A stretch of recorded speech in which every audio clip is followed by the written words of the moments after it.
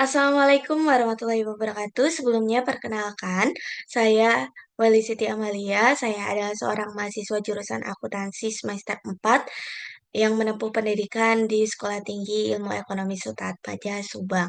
Di sini saya akan menjelaskan materi akuntansi keuangan mengenai investasi.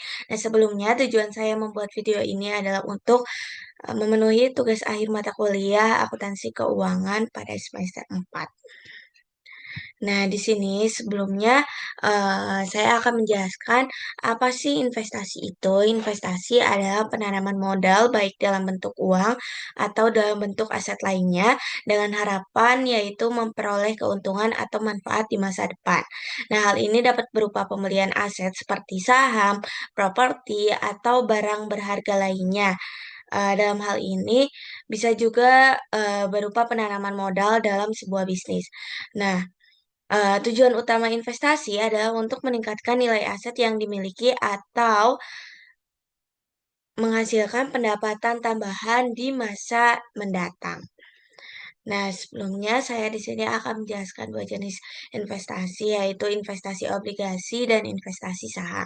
Nah, untuk investasi yang pertama yaitu investasi obligasi. Dalam hal ini terdapat beberapa kriteria. Yang pertama yaitu aset keuangan ini diukur pada nilai wajar melalui laba rugi. Yang kedua yaitu investasi dimiliki hingga jatuh tempo. Yang ketiga yaitu pinjaman yang diberikan dan piutang. Dan yang keempat yaitu tersedia untuk dijual.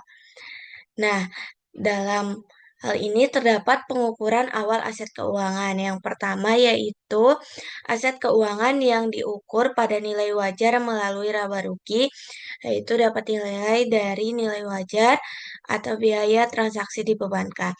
Nah, sebelumnya apa sih nilai wajar itu? Nilai wajar adalah nilai di mana suatu aset dapat diperuntukkan atau suatu liabilitas diselesaikan antara pihak yang memahami dan berkeinginan untuk melakukan transaksi wajar tersebut. Dan untuk biaya transaksi yaitu biaya yang dapat didistribusikan secara langsung dengan memperoleh aset keuangan. Nah, yang kedua yaitu investasi yang dimiliki hingga akhir jatuh tempo, yaitu penilaian dari nilai wajar ditambah biaya transaksi. Dan untuk pinjaman yang diberikan dan piutang itu dinilai dari nilai wajar ditambah biaya transaksi. Dan untuk yang terakhir yaitu tersedia untuk dijual dinilai dari nilai wajar ditambah biaya transaksi. Nah, selanjutnya ada juga pengukuran setelah pengakuan awal aset keuangan. Sebenarnya hampir sama. Yang pertama yaitu aset keuangan yang diukur pada nilai wajar melalui laba rugi, yaitu dinilai dari nilai wajar. Yang kedua yaitu investasi yang dimiliki hingga jatuh tempo, dinilai dari biaya perolehan diamortisasi. Yang ketiga yaitu pinjaman yang diberikan dan piutang diukur dari biaya perolehan diamortisasi. Yang keempat yaitu persediaan untuk dijual diukur dari nilai wajar. Dan yang dalam hal tersedia untuk dijual ini terdapat instrumen ekuitas yang tidak ada eh, kuota pasar aktif dan nilai wajar tidak dapat diukur dengan andal. Nah, dalam hal ini maka dapat diukur melalui biaya perolehan. Nah, sebelumnya apa sih biaya perolehan diamortisasi? Nah, biaya perolehan diamortisasi ini adalah jumlah aset keuangan atau liabilitas keuangan yang diukur saat pengakuan awal ditambah atau dikurangi amortisasi kumulatif dengan menggunakan metode suku bunga efektif yang dihitung dan selisih antara nilai awal dan nilai jatuh tempo dan dikurangi penurunan nilai atau nilai yang tidak dapat ditagih. Nah, selanjutnya yaitu investasi efek utang. Dalam hal ini kan biaya amortisasi. Nah, biaya amortisasi ini dapat dihitung dengan cara jumlah aset pengukuran awal ditambah atau dikurang akumulasi amortisasi dengan metode suku bunga efektif dikurangi pembayaran dan dikurangi dengan penurunan nilai. Nah, selanjutnya yaitu metode suku bunga efektif. Nah, dalam hal ini suku bunga yang menyamakan antara nilai awal aset dengan nilai kini dari pembayaran yang diterima di masa mendatang. Lalu nilai awal aset keuangan termasuk biaya transaksi dan biaya lain terkait dengan perolehan atau penerbitan aset ataupun liabilitas keuangan. Lalu suku bunga efektif ini tidak selalu sama dengan suku bunga yang ditetapkan. Dan selanjutnya yaitu suku bunga efektif digunakan untuk menghitung amortisasi premium atau diskon dalam investasi tersebut. Nah, di sini terdapat pengukuran setelah pengakuan awal aset keuangan.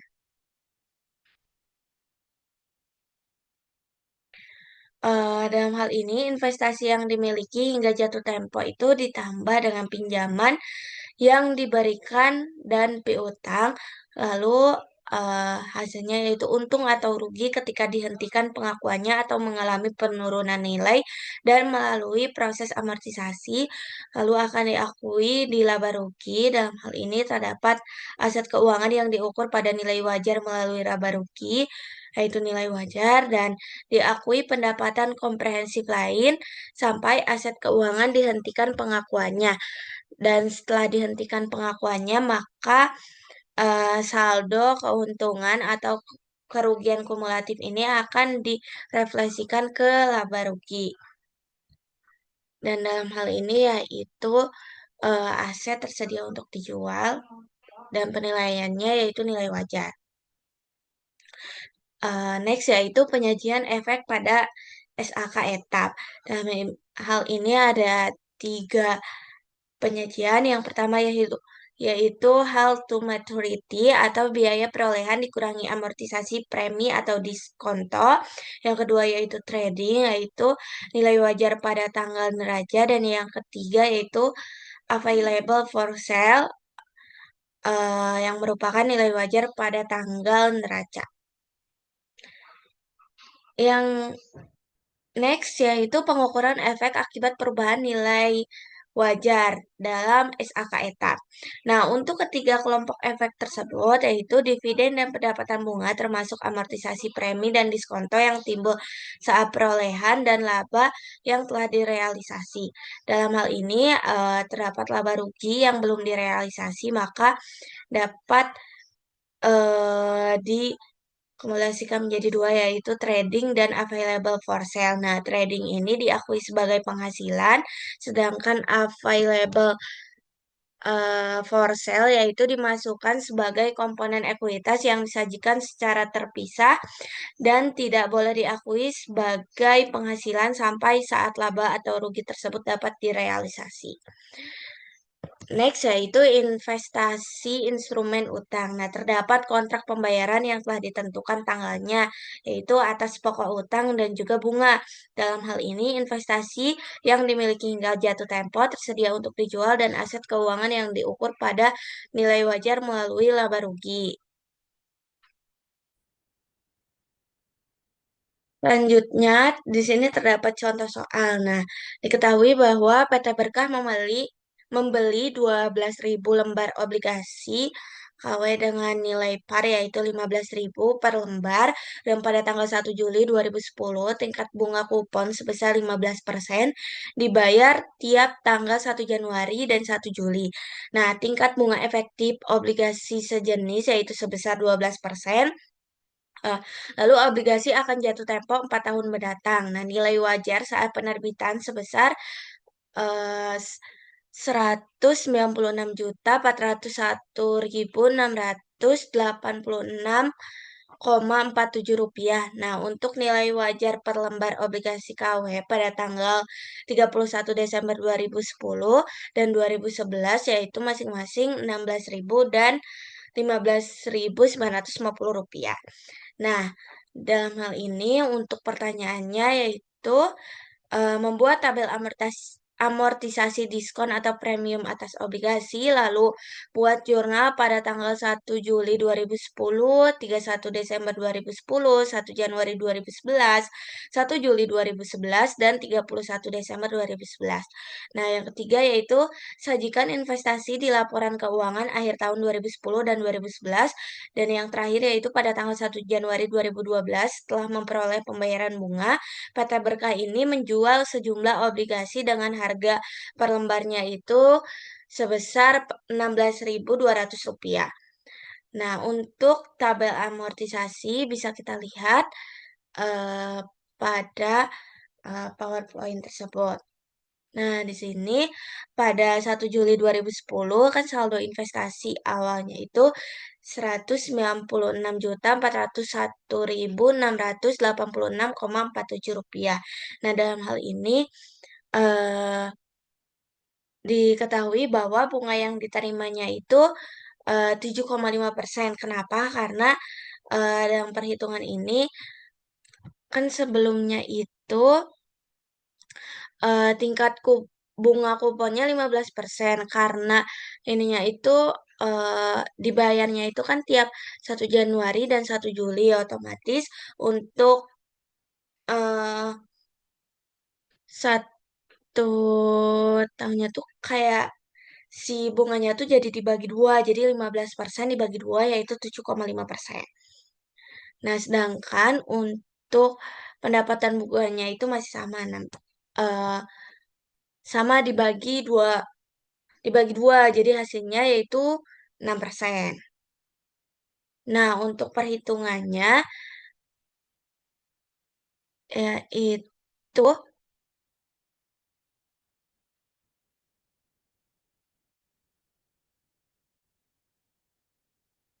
sebelumnya untuk perhitungan bunga diterima yang 7,5% itu kita hitung dulu nih.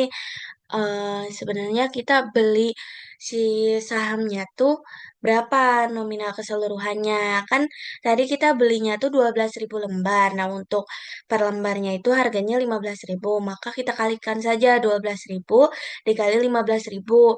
Hasilnya berapa? eh 12.000 kali 15.000 hasilnya 180 juta. Nah, untuk bunga diterimanya itu kan 7,5%. Nah, maka 7,5% dikali 180 juta hasilnya 13.500.000.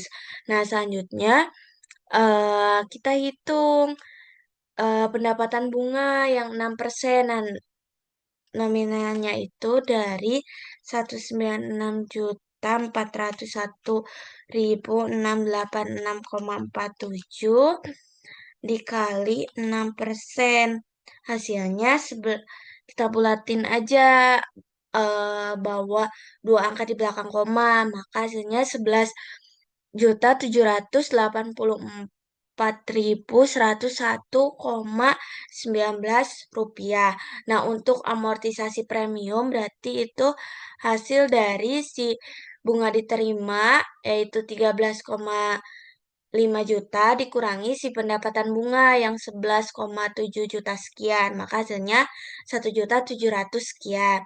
Nah, lalu untuk perhitungan saldo investasi obligasinya tuh hasil dari si 196 juta sekian dikurangi dengan amortisasi premiumnya yang 1,7 juta sekian. Maka hasilnya untuk 1 Januari 2011 yaitu saldo investasinya 196 maaf, saldo investasi 1 Januari 2011 yaitu sebesar 194 juta sekian. Nah, sehingga pada 1 Juli 2014 itu harusnya jumlah si saldo investasinya tuh menjadi 180 juta.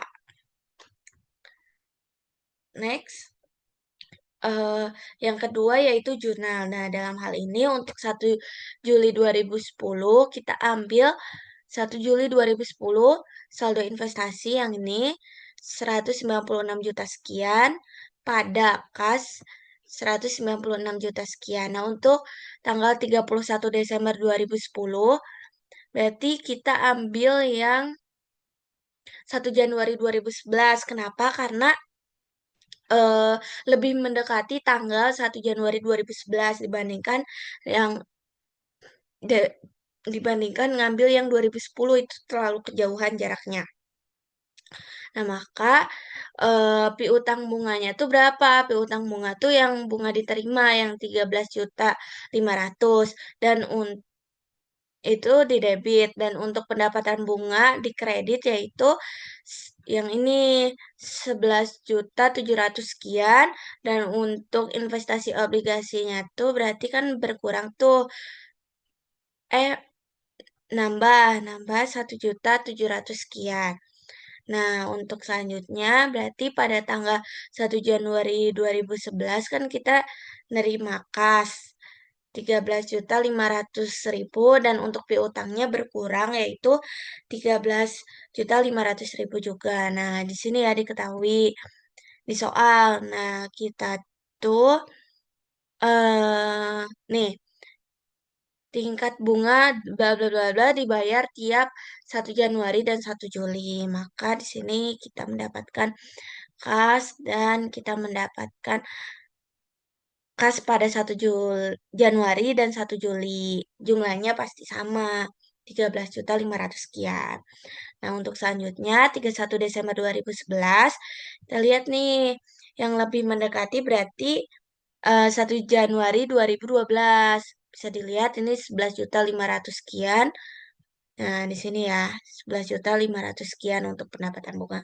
Next, yang ketiga yaitu penyajian di laporan posisi keuangan. Nah, di sini pada tanggal 31 Desember 2010 diketahui bahwa aset lancarnya itu piutang bunga yaitu sebesar 13.500.000, dan untuk aset tidak lancarnya itu investasi obligasi atas biaya perolehan diamortisasi yang awal itu yaitu 194 juta sekian. Dan untuk 31 Desember 2011 diketahui bahwa aset lancarnya itu piutang bunga sebesar 13.500.000, dan untuk aset tidak lancarnya investasi obligasi atas biaya perolehan diamortisasi yaitu 190 juta sekian. Nah, bisa dilihat ya di sini 31 Desember 2011, 31 Desember 2011 berarti yang ini, yang 1 Januari 2012 karena lebih mendekati tanggalnya. Oke, next. Di sini terdapat penjualan obligasi. Nah, kita lihat di soal penjualan obligasinya itu pada tanggal 1 Januari 2012 dengan harga perolehan 16.200. Di sini kita hitung eh, kasnya berarti dihitung dari 16.200 dikali 12.000 lembar, hasilnya 194.400.000. Nah, untuk investasi obligasinya pada tanggal 1 Januari 2012 berapa? Nah, bisa dilihat di sini 1 Januari 2012 yaitu 190 juta sekian. Nah, maka untuk investasi obligasi berkurang 190 juta sekian. Maka karena kasnya itu lebih besar dibandingkan investasi obligasi, maka sisanya yaitu eh, kita mendapatkan laba penjualan atas investasi sebesar 3.400.000 sekian. Next, di sini terdapat metode yang kedua yaitu tabel amortisasi untuk metode tersedia untuk dijual. Nah, untuk perhitungannya itu masih sama ya. Terus yang kedua yaitu jurnalnya. Jurnalnya masih sama. Investasi obligasi pada kas yaitu 190 juta, 196 juta sekian, dan untuk 31 Desember 2010 masih sama ya. Kita ambil yang satu satu bentar. Berarti kita ambilnya yang 1 Januari 2011. Nah, yang ini 194 juta. Yang ini ya. Nah, ini kita samakan aja di sini. Lalu next, di sini kita menghitung eh, keuntungan atau kerugian yang belum terrealisasi. Nah, pada tanggal 31 Desember 2010 diketahui bahwa nilai wajar 31 Desember 2010-nya itu berarti 16.000 dikali 12.000 yaitu 192.000. Nah, sini ya. Berarti di soal awal. Nah, 12.000 lembar dikali 16.000, 31 Desember 2010 kan. Nah, setelah dihitung, mana ya? Lalu kita hitung juga nih, kerugian belum terrealisasinya berapa sih? Nah, dapat dihitung dengan cara nilai tercatat 31 Desember 2010 dikurangi nilai wajar 31 Desember 2010.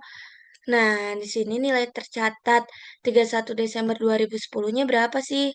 Berarti yang 1 Januari 2011 ya. 1 Januari 2011 194 juta sekian. Nah, lalu untuk nilai wajar 31 Desember 2010-nya yang ini, yang 192 juta. Maka sisanya itu menjadi kerugian belum terrealisasinya sebesar 2.688.787,66 rupiah. Nah, untuk jurnalnya yaitu keuntungan atau kerugian belum terrealisasi pada ekuitas sekian, pad 2 juta sekian, dan kreditnya yaitu penyesuaian perubahan nilai wajar aset keuangan yang tersedia untuk dijual. Next yaitu terdapat eh, ini juga ada jurnalnya nih, jurnal penerimaan,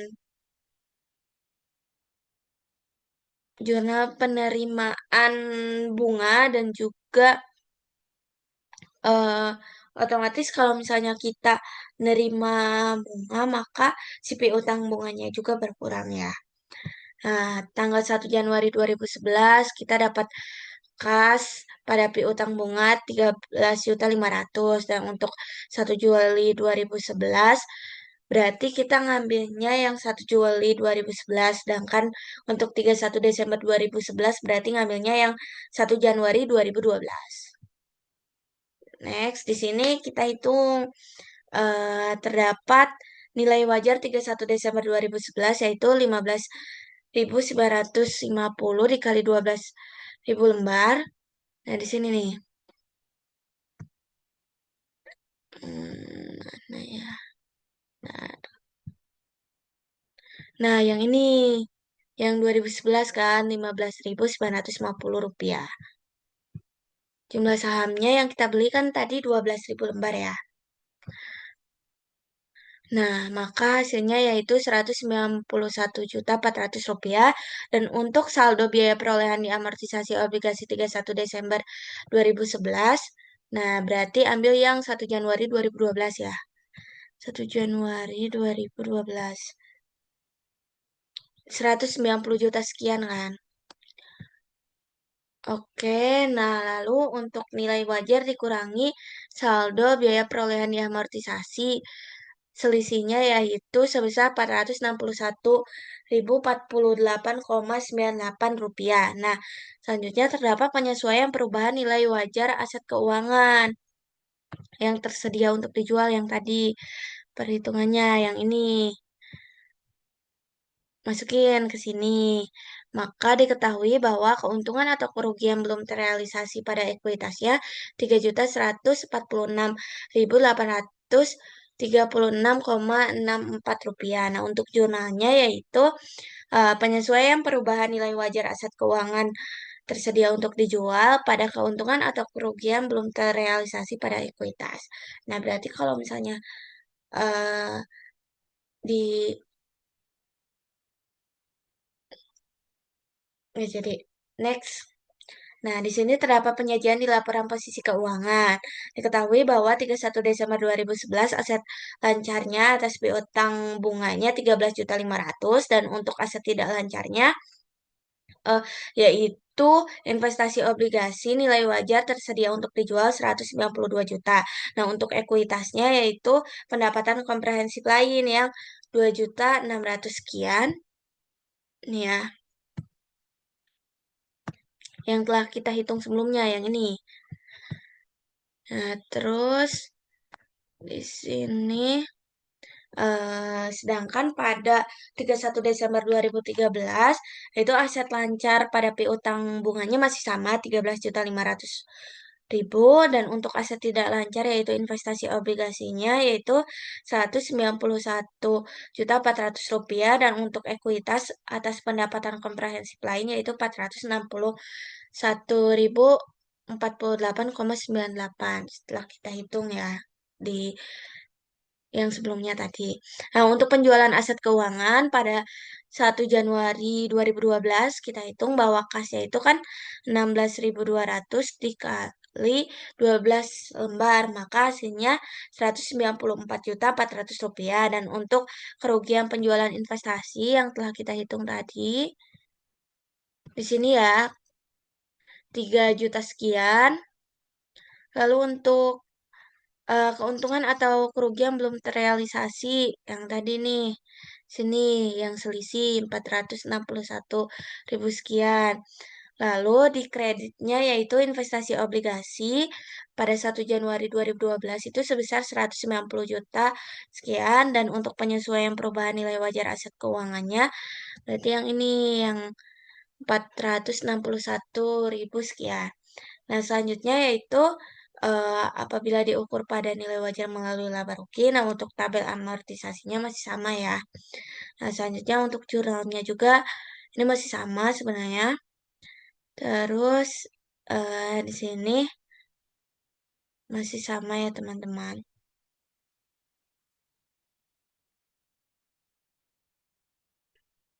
Next aja ya.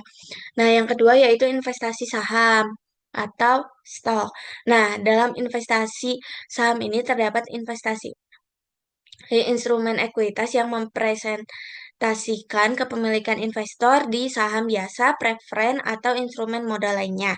Nah, tingkat pengaruh investor terhadap entitas yang dimiliki instrumen ekuitasnya atau dalam menentukan metode pencatatan yang diterapkan. Nah, persentase kepemilikan tidak menjadi dasar mutlak untuk menentukan tingkat pengaruh.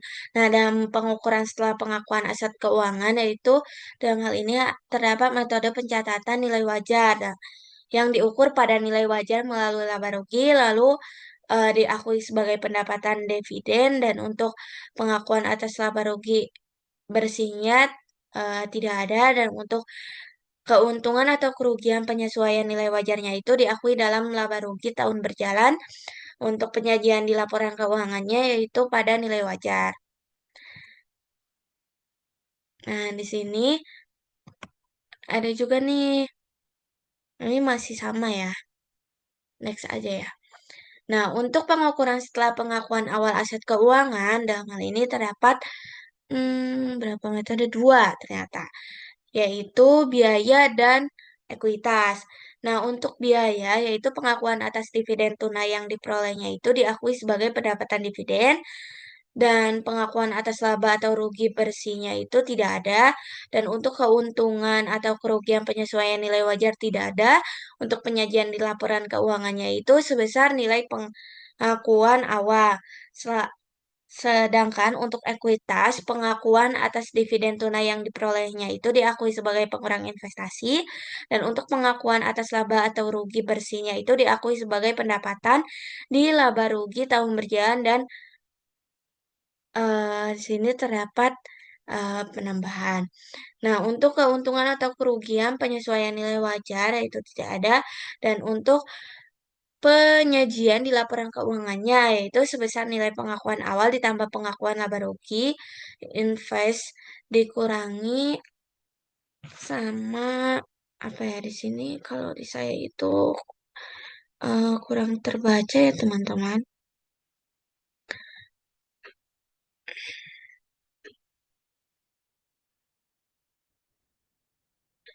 Next aja ya. Dikurangi perolehan dividen ternyata. Oke. Selanjutnya di sini terdapat contoh soal yang pertama tentang investasi instrumen ekuitas. Nah, pada tanggal 1 Oktober 2013, PT ABC memberi 110.000 lembar saham biasa PT XYZ dengan harga pasar 2.000 per lembar. Nilai par saham PT XYZ-nya itu 1.000 per lembar.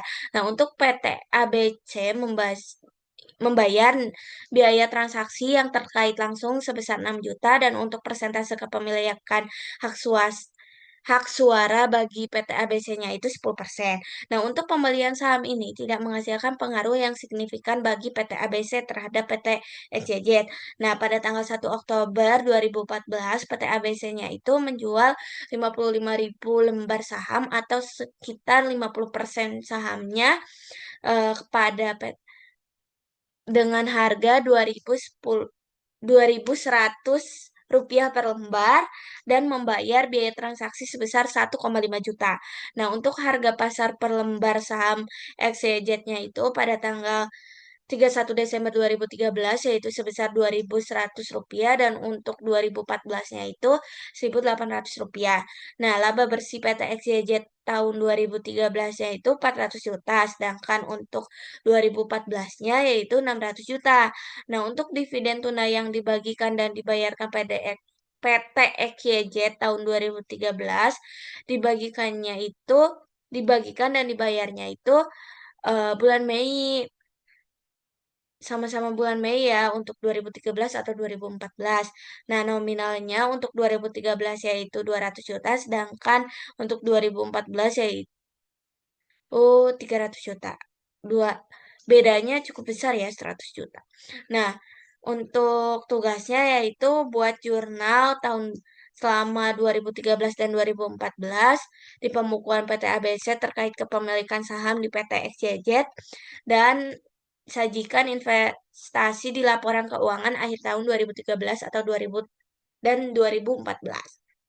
Nah, di sini dalam hal diukur pada nilai wajar melalui laba rugi, eh, diketahui bahwa jurnal yang pertama pada tanggal 1 Oktober 2013 kita memiliki investasi saham PT XYZ nominalnya yaitu Rp2.000 dikali 110 lembar, maka hasilnya di debit yaitu 220 juta.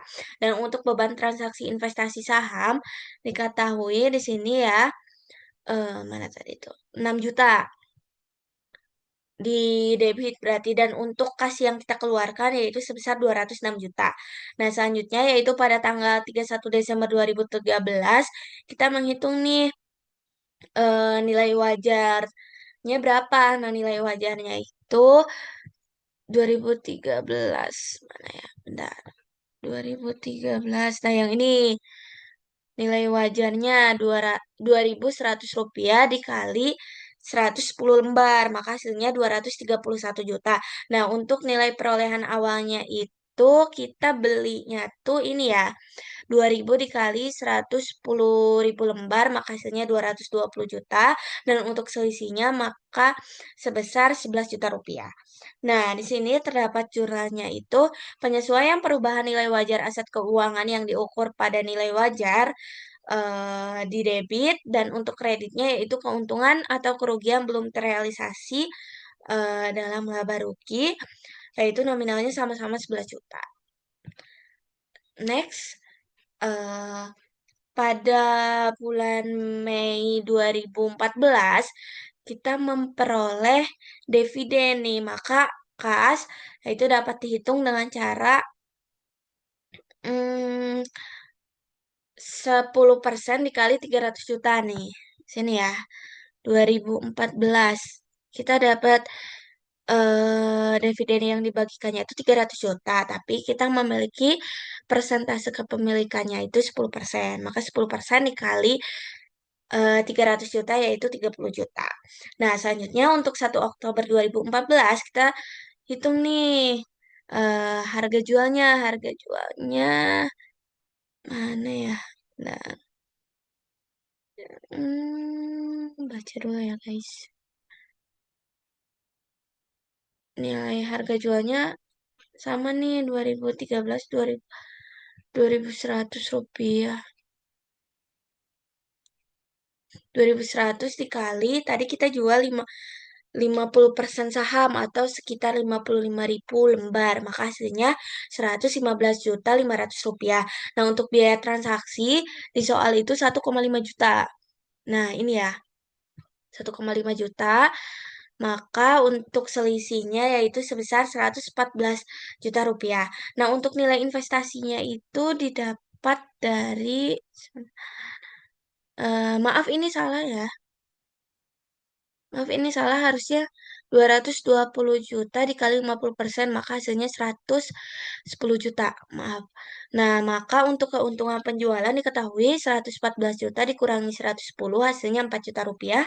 Dan untuk jurnalnya itu kasnya sebesar 114 juta di debit, dan untuk kreditnya yaitu investasi saham kita berkurang 110 juta, dan untuk keuntungan penjualannya yaitu 4 juta. Nah, selanjutnya eh, kita hitung nih pada tanggal 31 Desember 2014 nilai wajarnya itu 1.800 dikali 55.000 lembar saham. Nah, di sini ya. Mana ya? Ini 2014 itu 1.800. Nah, 1.800 kali 55.000 lembar yaitu 99 juta. Nah, untuk perolehan awal yang tersisa tadi ya, kita itu beli 220 juta ya. Karena udah dijual sebagian, maka sisanya 110 juta. Nah, untuk penyesuaian perubahan nilai wajarnya berarti si 99 juta dikurangi 110 juta, hasilnya 11 juta rupiah. Nah, sehingga penyesuaian perubahan nilai wajar aset keuangan diukur pada nilai wajar, yaitu di kreditnya 11 juta, dan di sini untuk penyesuaian perubahan nilai wajar aset keuangan diukur pada nilai wajarnya ternyata sama 11 juta. Mana ya? Ntar. Nah, yang ini sama-sama 11 juta, maka hasilnya untuk keuntungan atau kerugian belum terrealisasi laba ruginya sebesar 22 juta. Jadi 11 tambah 11. Nah, maka untuk jurnalnya yaitu keuntungan atau kerugian belum terrealisasi laba rugi di debit, dan kreditnya yaitu penyesuaian perubahan nilai wajar aset keuangan diukur pada nilai wajar di kredit yaitu sama-sama 22 juta. Next, yaitu penyajian di laporan posisi keuangan. Nah, pada tanggal 31 Desember 2013, untuk aset lancarnya yaitu investasi saham PT XYZ dinilai dari nilai wajar 231 juta. Bentar. Di sini sepertinya ada kekeliruan ya.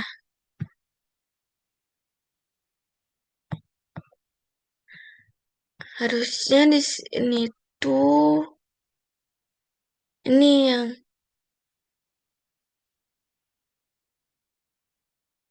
yang 200. Oh, ini nih. Yang nilai wajar 31 Desember 2013 231 juta. Nah, lanjut untuk aset lancarnya pada tanggal 31 Desember 2014 investasi sahamnya 99 juta. Yang ini.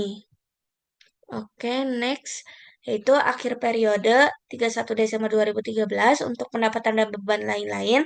Keuntungan belum terrealisasinya 11 juta yang telah kita hitung sebelumnya. Lalu untuk 31 Desember 2014 diketahui bahwa kita mendapatkan dividen yaitu sebesar 30 juta, dan untuk keuntungan penjualan sahamnya itu 4 juta, dan untuk kerugian belum terrealisasi laba ruginya 22 juta. Oke, selanjutnya yaitu di sini apabila tersedia untuk dijual, maka untuk jurnalnya eh, metode tersedia untuk dijual. Nah, bedanya di sini kalau tadi kita kan nggak dihitung ya si 6 jutanya. Nah, di sini nih. Hmm, bagian mana ya tadi itu ya? Pokoknya ini tuh berarti 110 lembar dikali 2.000 ditambah 6 juta. Ini kan soal. Oke, ininya tuh langsung gitu. Jadi yang pertama tuh diakui sebagai eh mana ya di sini tuh? Diakui sebagai beban transaksi, sedangkan kalau yang ini diakui sebagai investasi. Nah, begitu bedanya. Nah, sehingga untuk 31 Desember 2013 untuk nilai wajarnya itu 2.100 dikali 110.000 lembar. Sini ya, kayak tadi. Mana ya? 2013. Nah, ini 2.100 rupiah. Maaf. Nah, mana ini tadi? Hmm, Nah, ini 2.100 dikali 110.000, hasilnya 231 juta untuk nilai perolehan awalnya. Yang tadi ini ya, 226 juta, maka untuk selisihnya yaitu 6 juta rupiah. Maaf, 5 juta rupiah. Bentar.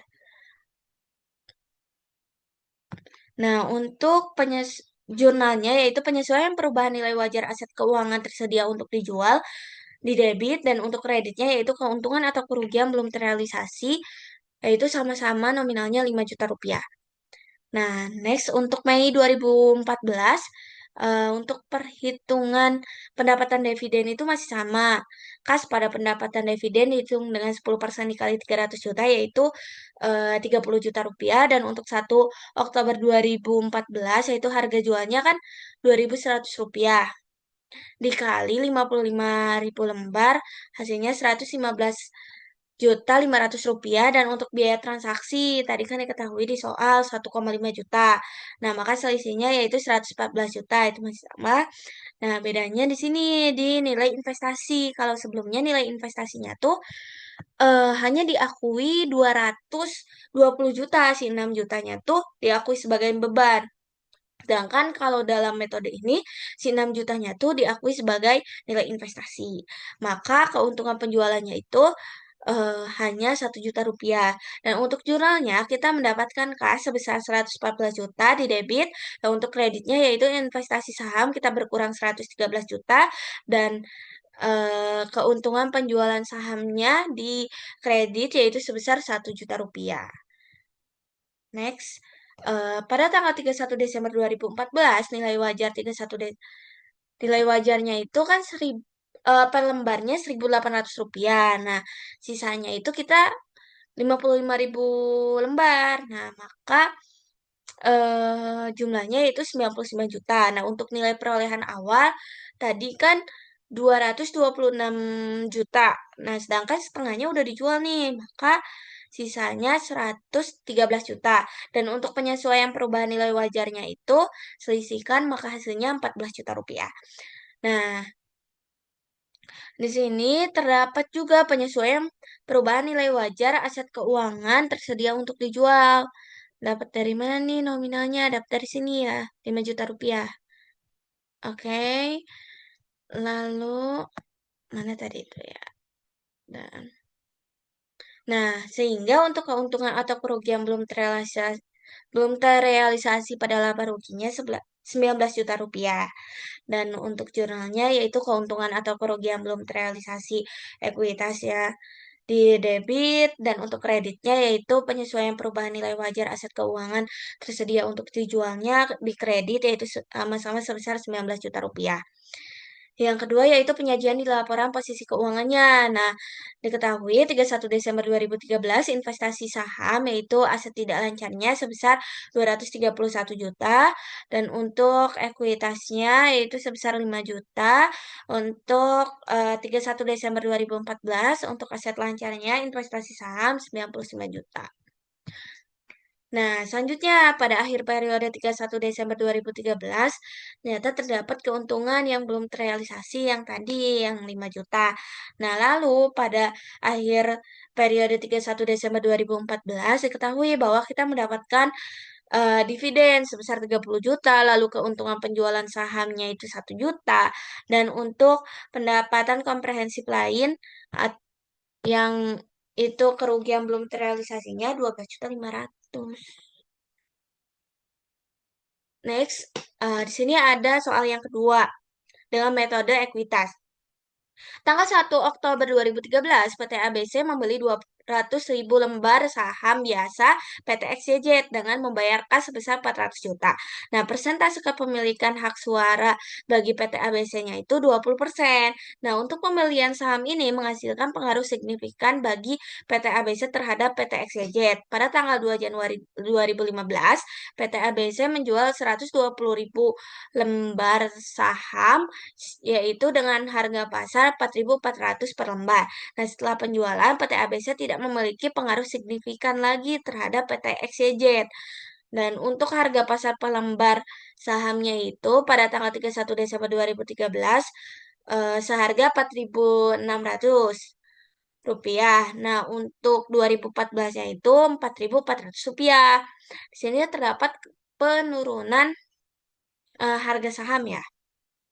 Lalu, sini terdapat laba bersih PT XYZ tahun 2013 yaitu 600 juta dan untuk 2014-nya 1 miliar. Nah, untuk dividen tunai yang dibagikan dan dibayar ke PT XYZ-nya itu dibagikan tiap bulan Mei. Nah, untuk 2013-nya dibagikan sebesar 200 juta dan untuk 2014-nya 400 juta.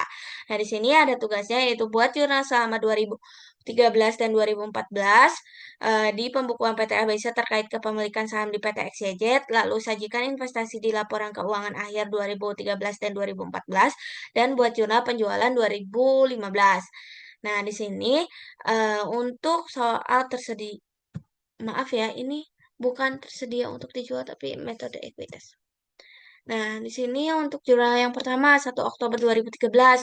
Dalam hal ini dilakukan transaksi pembelian investasi saham PT XYZ yang kita dapatkan yaitu 400 juta.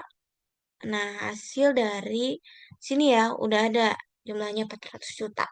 Nah, dan di kredit kasnya berjumlah 400 juta rupiah. Nah, pada tanggal 31 Desember 2013 terdapat pengakuan laba yaitu investasi saham pada pendapatan dari laba PT XYZ-nya itu eh, bisa kita hitung dengan cara kita kan punya kepemilikan saham sebesar 20%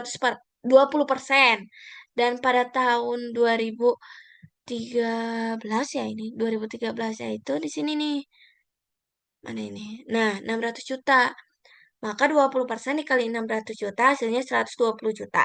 Nah, untuk Mei 2014 kita mendapatkan dividen yaitu kas pada investasi saham dihitung dengan cara 20% dikali lihat nih dividen 2014-nya berapa? Ternyata 400 juta. Maka hasilnya yaitu 80 juta. Dan untuk 31 Desember 2014 terdapat pengakuan laba nih investasi saham pada pendapatan dari laba yaitu kita hitung 20% dikali. Nah, pendapatan labanya berapa? 1 miliar. Maka untuk pengakuan labanya 1 miliar dikali 20% hasilnya 200 juta. Nah, selanjutnya untuk penyajian di laporan posisi keuangan pada tanggal 31 Desember 2013 terdapat aset tidak lancar yaitu investasi saham. Kita beli nih yang ini nih. Ini tahun berapa ini? 2013 ya. 2013 itu harganya 4.600.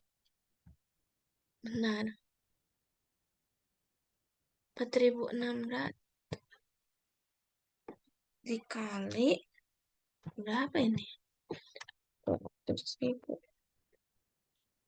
Nah, sini 31 Desember 2013. Nah, ini kan 400 juta. 400 ditambah ini yang 120, maka hasilnya 520 juta. Nah, untuk 31 Desember 2014, investasi sahamnya berapa? Nah, kita hitung nih, 400 juta ditambah nih, investasinya nambah 120 juta. Terus di sini investasinya berkurang nih, 80 juta. Terus ternyata nambah lagi 200 juta. Maka hasilnya yaitu 640 juta. Next, untuk jurnal penjualannya 1 Januari 2015. Nah, itu kas yang diterima. Kan yang dijualnya 120 lembar. Dan untuk 2015 tuh harganya 4.400 kan. Mana ya di sini tuh. Nah, ini. Itu masih sama 4.400. Maka hasilnya kas yang diterima 528 juta dan untuk nilai wajar investasi tersisanya berarti sisa sahamnya itu kan 200.000 lembar dikurangi 120.000 lembar hasilnya 80.000 lembar dikali 4.400, maka hasilnya 352 juta rupiah. Nah, untuk jurnalnya kita nerima kas sebesar 528 juta. Nah, sedangkan untuk investasi sahamnya 288 juta. Hasilnya dari mana? Dari si 600 juta. 640 juta dikurangi dengan 352 juta. Maka hasilnya untuk keuntungan penjualan investasi 240 juta. Nah, selanjutnya di sini investasi instrumen ekuitas metode ekuitas. Nah, di sini terdapat kehilangan pengaruh signifikan di entitas asosiasi, yaitu tidak memiliki pengaruh atau pengaruh tidak signifikan atau pengaruh eh, intinya tidak memiliki pengaruh sama sekali lah. Lalu memperoleh pengendalian bersama dan memperoleh kendali. Dan di sini ketika kehilangan pengaruh signifikan, investor mengakui investasi yang tersisa di entitas asosiasi pada nilai wajar dan investor mengakui dalam laporan keuangan laba rugi setiap selisih antara nilai wajar investasi yang tersisa dan hasil pelepasan sebagian kepemilikan pada entitas asosiasi dengan jumlah tercatat investasi dalam tanggal ketika hilangnya pengaruh signifikan. Nah, selanjutnya di sini terdapat penurunan nilai. Pada setiap tanggal pelaporan, entitas mengevaluasi apakah terdapat bukti objektif bahwa aset keuangan atau kelompok aset keuangan mengalami penurunan nilai. Lalu untuk bukti objektif meliputi peristiwa-peristiwa yang merugikan bagi pemegang aset keuangan seperti yang pertama, kesulitan keuangan signifikan yang dialami oleh penerbit atau peminjam, yang kedua, pelanggaran kontrak seperti terjadi tunggakan pembayaran pokok atau bunga, yang ketiga, pemberi pinjaman karena alasan ekonomi atau hukum sehubungan dengan kesulitan keuangan peminjam, memberi keringanan pada pihak peminjam, yang keempat, terdapat kemungkinan pihak peminjam akan dinyatakan pailit atau bangkrut atau melakukan reorganisasi keuangan. Yang kelima yaitu hilangnya pasar aktif aset keuangan akibat kesulitan keuangan atau adanya penurunan estimasi arus kas masa depan dari aset keuangan atau kelompok aset keuangan.